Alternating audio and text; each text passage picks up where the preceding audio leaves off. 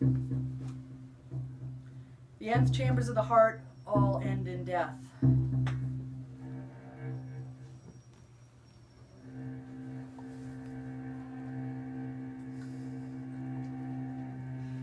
It was the year childhood shut down. The taxidermist storefront with its stuffed, gutless creatures. The lawnmowers from Shindewa dragged out in the morning, pulled in at night. The fortune teller's glowing hands sputtering out. And even the tattooist packing up her flash art beneath the rebel flag. So many landmarks ousted, bulldozed, refabulated. When you became an addict in the most final sense. In other words, died.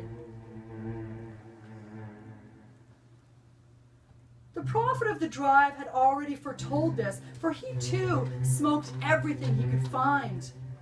Hydrangeas, watermelons, lost mittens, last night's fall of rain.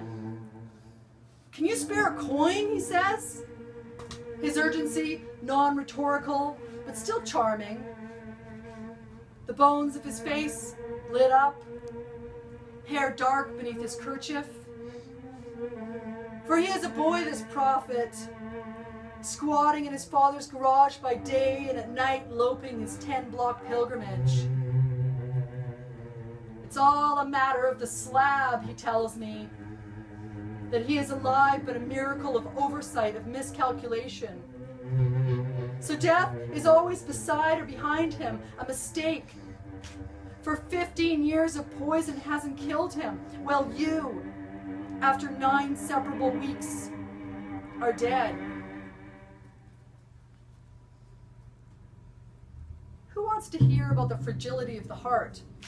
What it can endure again? Celebrating this 9th anniversary alone, you gone 6 months. At least the bread tastes good, hot from an invisible oven, manageable, wholesome bites.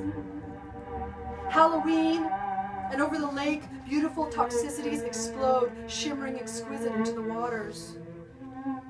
Others chat with spouses, children. I read lines that offer the solace of no solace. I will hurt.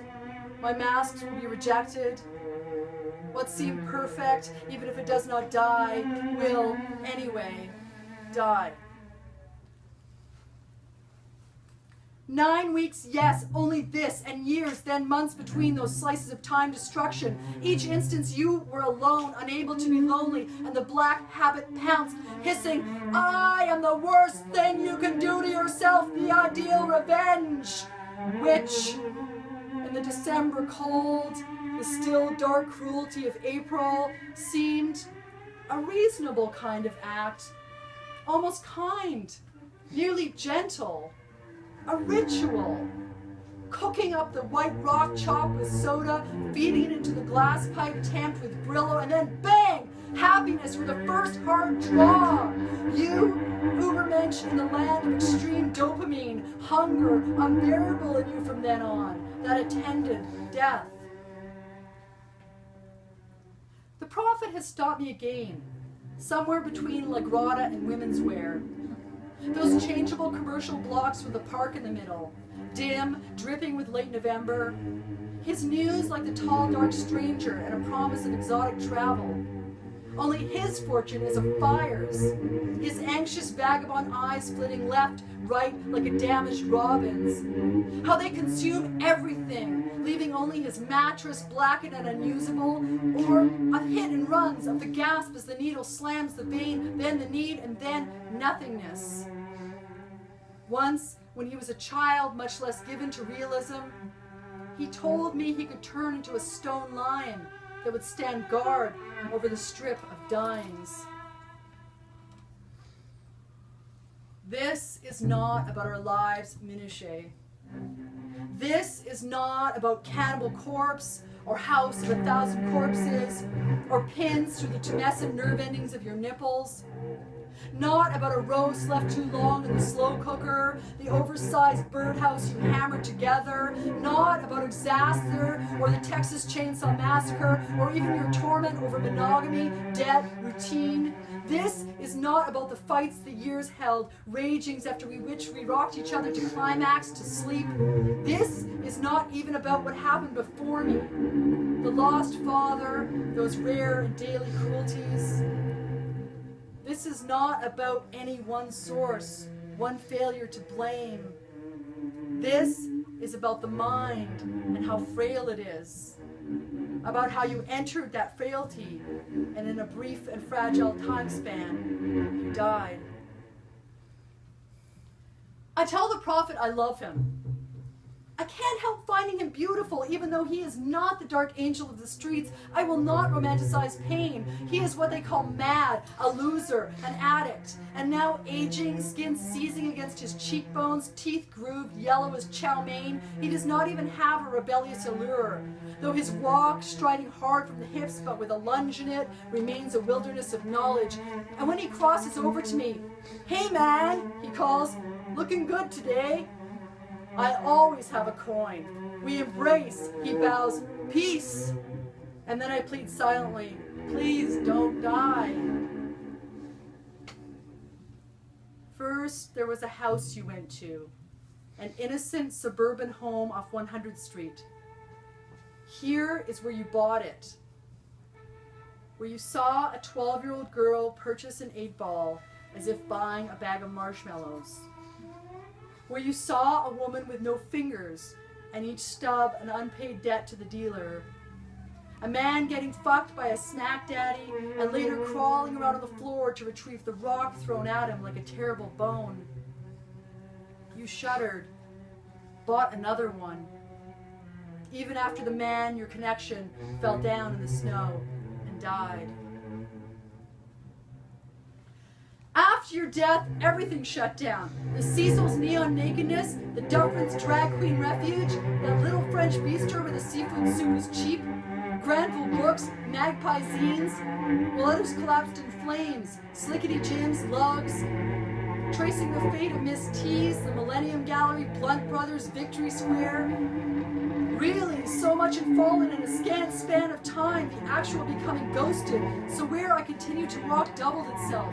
The specter that had been behind the bricks of what was, or sometimes only a hovering over dirt. The charred scent that holds its own incident close, won't let go, can't. For who else will prove keepsake for so many hard and yet unremarkable deaths? I remember once, you saw the prophet. We were back in Vancouver. Our band played the Cobalt, the place we had met 8 years prior. That place of masks and loud music and night. It had been Halloween after all. Both of us thought the other was not who we were. And yet, beneath all that error, we scented kin, kin, kin, like an awful drum between us. Now it is summer and we are wandering down the drive by High Life Records, Stella's. You had just snapped a picture of me pretending to play double bass. "Yes, this is what I want to see," you said. "You in a dress, long white hair. How much I look forward to loving you old, to seeing you then." Me never quite believing you, wanting to. And suddenly, we were eye level with him. I introduced you, two dark and bony men wearing kerchiefs. The resemblance was strong, both of you loping, two beautiful, ruined men. You gave him a coin. You smiled at each other. You couldn't judge him anymore. There was only understanding, though that soon, too, would die. And then you were alone. After years of being clean, as I managed the funds, kept watch, you convinced yourself there was no longer a threat. I left briefly and you slipped, forged a check, dialed the number you had never forgotten, and bam, like a bad Superman, he was at our door, come to damn the day, to cut the deal for your descent. It was over. The house, animals, sanity, all a form of smoke, And you naked much of the time, jerking off to dirt and loneliness, discarded glass hafts on the carpet, strips of Brillo, empty baking soda boxes, and that desperation to score a stink in the air, sick sweetness. I came back to your absence and you crying pathetic on the phone.